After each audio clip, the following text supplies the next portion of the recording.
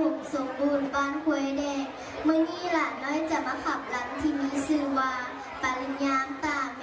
ขอเชิญทานหับสมและหับฟังได้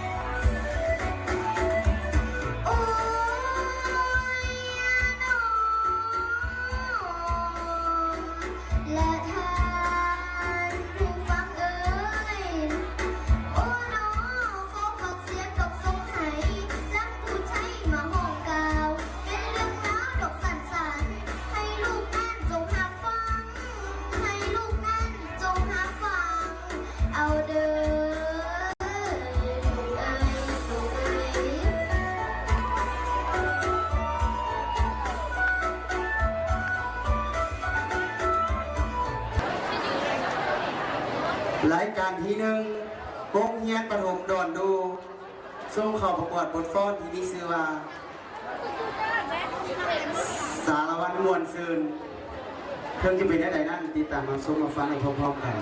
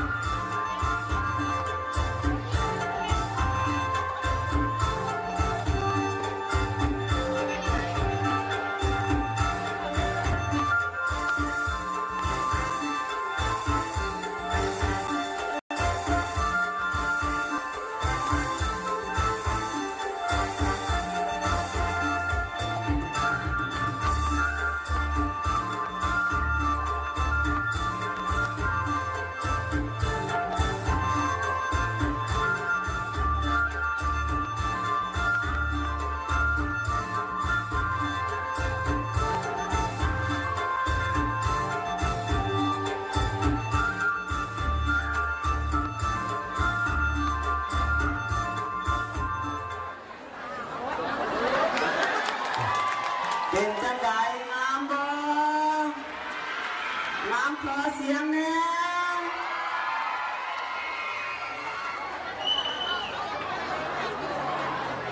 เจ้าเนาะ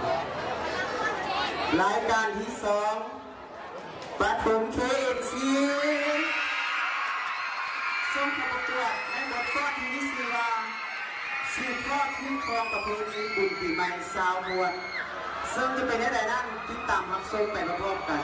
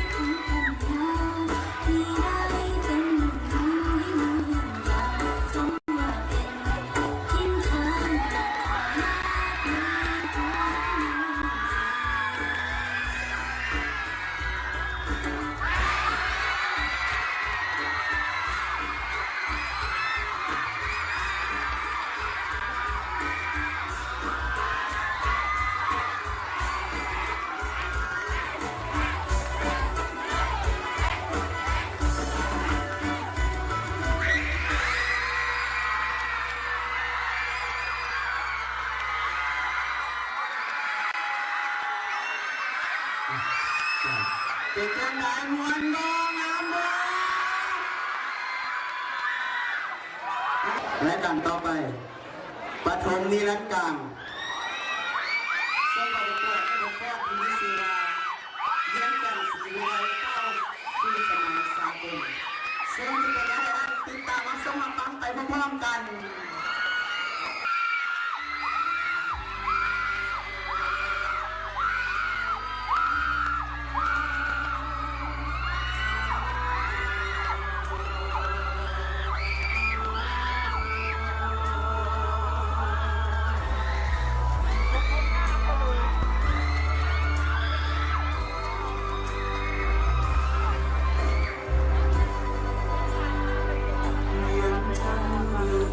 เ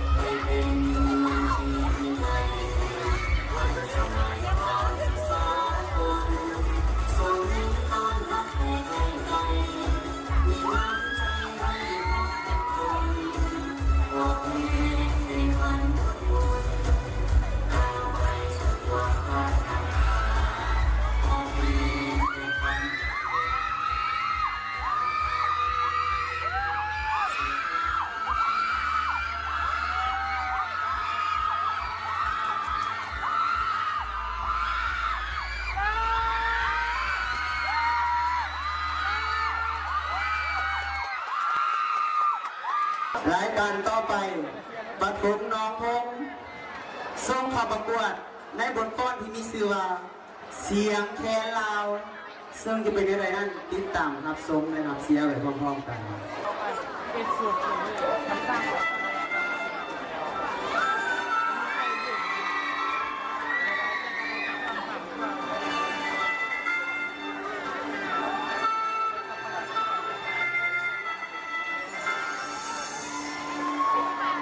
จากภูมิปัญญาของเรา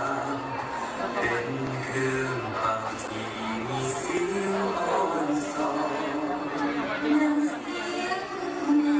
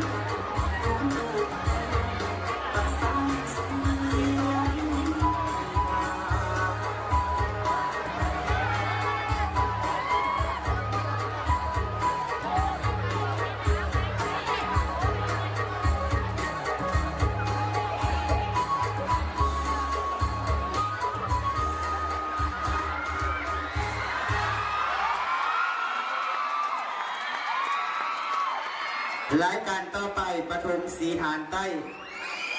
ส่งเข้าประกวดในบทฟ้อนที่มีชื่อว่าบ้านเมเฮาหรือเป็นอะไรนั่นติดตามรับชมไปพร้อมๆกัน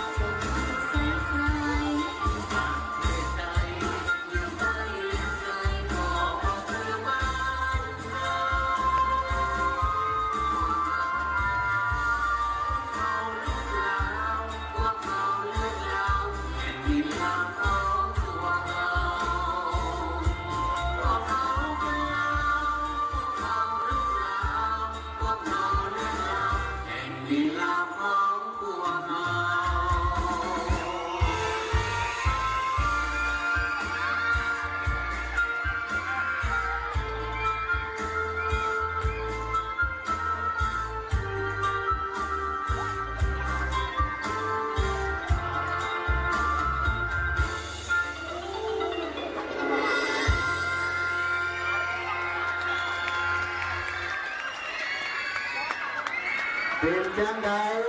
งามบ่เอางามขอเสียงแน่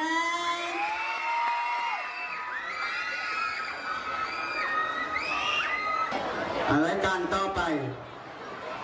ปฐมหอมสวรรค์ส่งเข้าประกวดในบทฟ้อนที่มีชื่อว่ายินดีต้อนรับเข้าสู่ประเทศลาว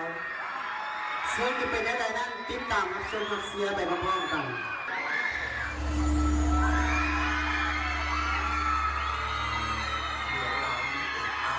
แข้งคูเคียงดาว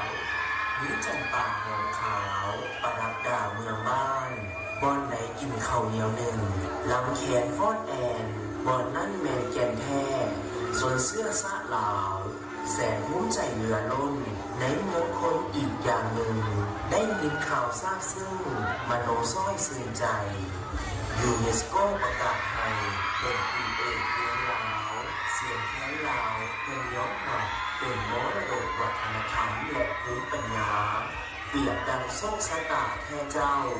มูลเข้าพอแม่เฮาทานเอ๋ย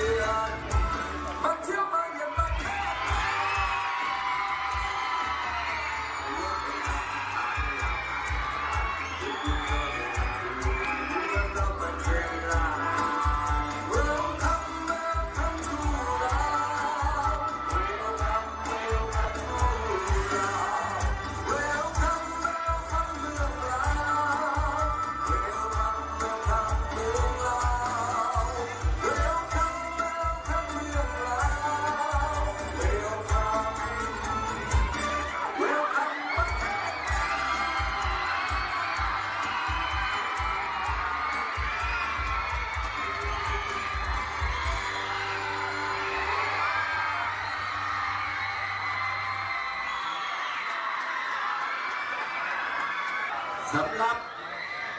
การประกวดคณะต่อไปบรรดาแขกผู้ใดทานจะได้พบกับปฐมแสงสุรีมาในบทเพลงที่มีชื่อว่าเสิร์นเที่ยวแดนจำปา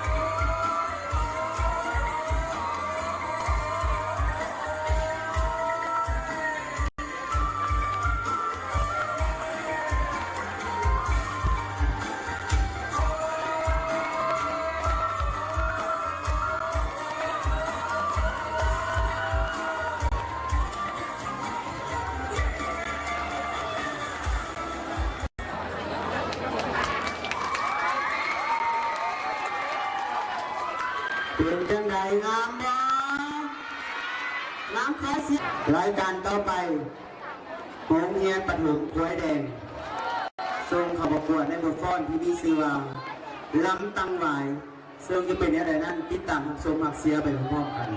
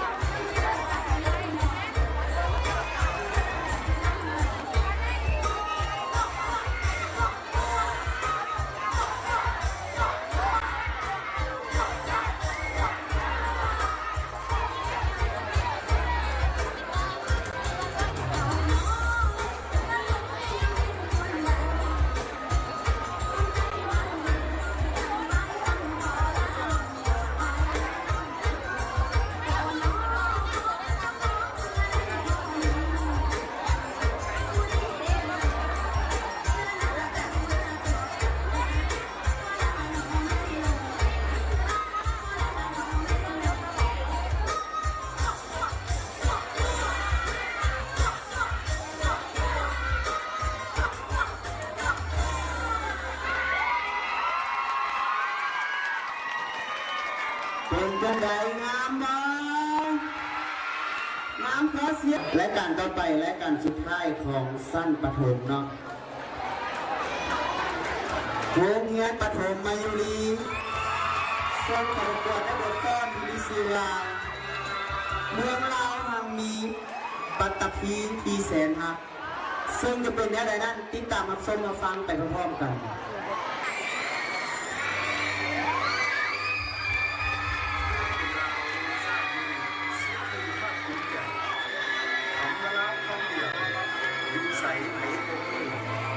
ลาวมีภาษาว่า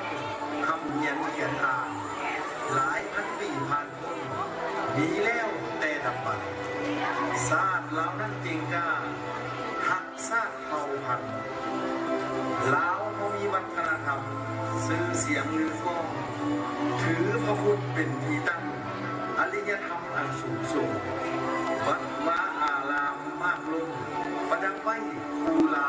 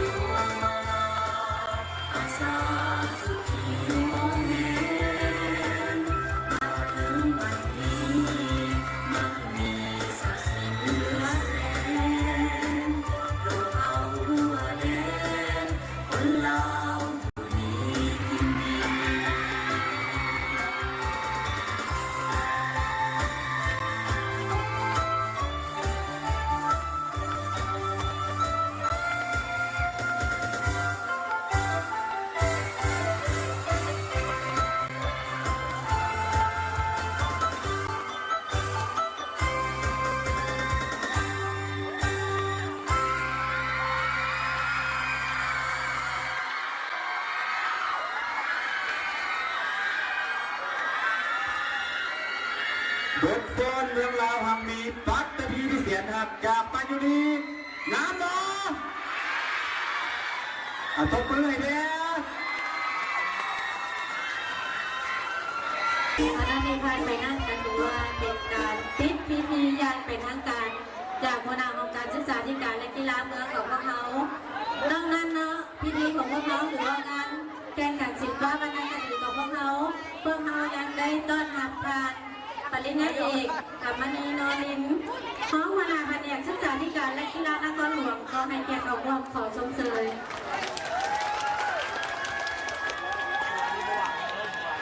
เป็นยังไงบ้างกันล่ะขอเสียงหนึ่งขอทางนี้ก่อนเอาพวกนั้นก่อนนี่พวกนั้นเอาทั้งหลังเลยเอาทั้งข้างเลยเอาพร้อมกันเขาร้องอีกน้อยหนึ่งเนาะ เอาละ สนั่นผลการแข่งขันสิออกมาเดี๋ยวนั้นก็ขึ้นกับดุลพินิจของทางคณะกรรมการของเขาใส่ความสามารถอย่างสุดฝีมือเนาะ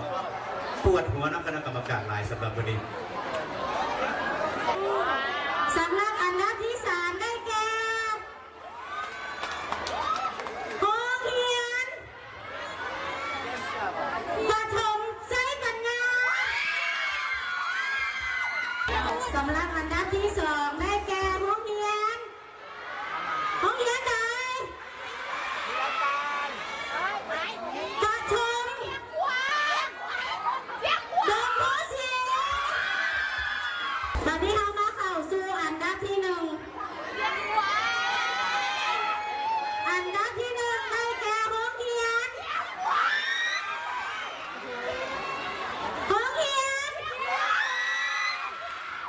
สาธิตตรงคำสั่ง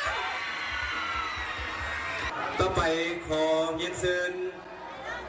ท่านอาจารย์แก้วมณีมาลาทองรองหัวหน้าของการศึกษาธิการและกีฬามหาศิลปองขึ้นให้เกียรติมอบรางวัลขอเรียนเชิญ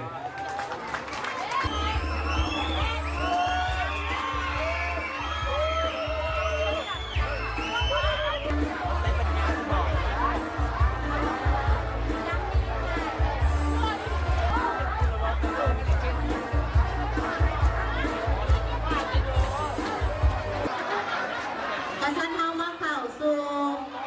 การประกาศผลการห้องเพลงขันมอปลายกระชั้นเอามาฟังการประกาศผลประเภทห้องเพลงขันมอปลายคือที่ได้อันดับที่3ได้แก่โรงเรีย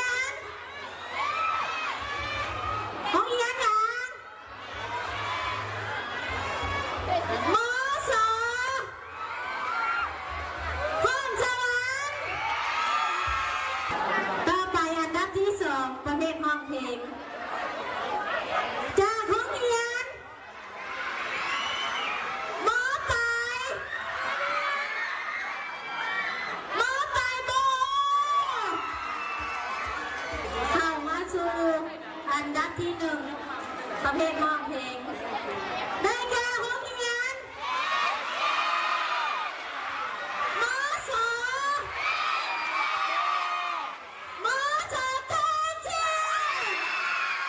ต่อไปขอเรียนเชิญท่านอาจารย์บุญยกสุล่ำสุวิสัยองค์การศึกษาธิการและกีฬาเมืองขึ้นให้เกียรติมอบของผลรางวัลขอเรียนเชิญ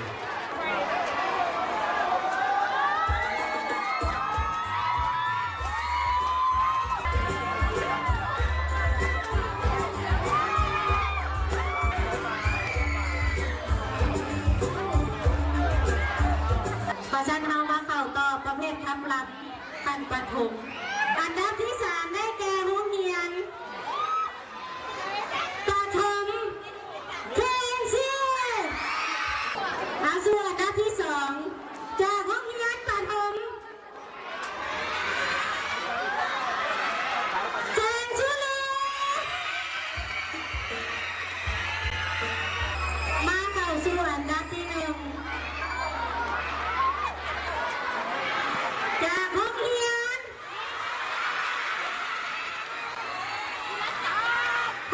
ยนใจบัญญา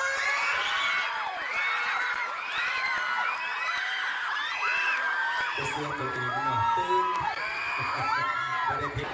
ขอเรียนเชิญท่านอาจารย์สมศรีเทพพวงศ์คณะกรรมการพรรคเมืองหัวหน้าองค์การศึกษาธิการและกีฬาเมืองขึ้นให้เกียรติมอบขอเรียนเชิญ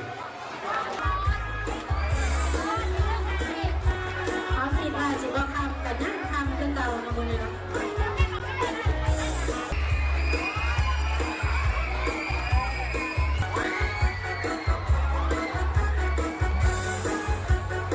ขอเชิญนำมาฟังผลประกาศ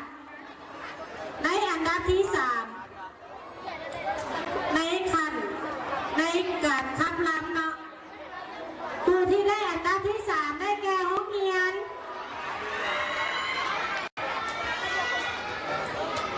มาตายบ้านทอง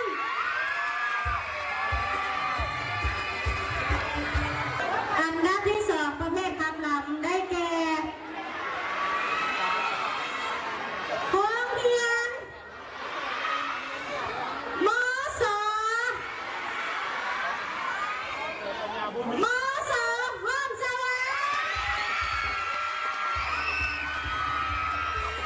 เอาก้าวเข้ามาสู่อันดับที่ 1 ประเภทคัดลำขันมอปลายประจำช่วงเรียน 2023-2024 ได้แก่โรงเรียนมสสิบนา สำหรับให้เกียรติขึ้นมอบรางวัลขอเรียนเชิญท่านปริญญาเอกอัมมณีนอรินของแผนกศึกษาธิการและกีฬานครหลวงเวียงจันทร์ขอเรียนเชิญ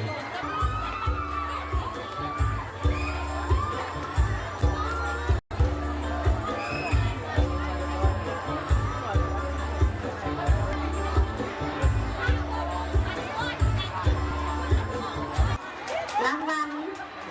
ในอันดับที่ 3 ประเภทบทฟ้อนโอ้จำมาใต้ไฟในผมอ่านพิษกับขัดเมื่อกี้ประเภทบทฟ้อนอันดับที่ 3 พันประถมสำหรับอันดับที่ 3 ได้แก่โรงเรียนประถมนิรันดร์ วันนี้เราก้าวต่อมาสู่อันดับที่ 2 ได้แก่โรงเรียนประถม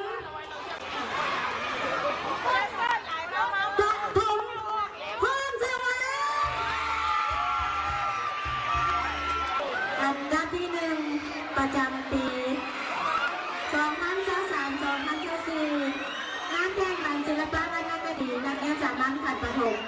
ได้แก่โรงเรียนหยังโรงเรียนประถมมะยะลา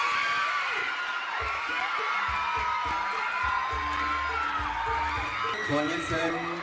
ท่านบัวใสรุ่นนวุฒิษาคณะประจำทัพเมืองของเจ้าเมืองมหาเสฟองขึ้นให้เกียรติมอบของขวัญรางวัลขอเรียนเชิญ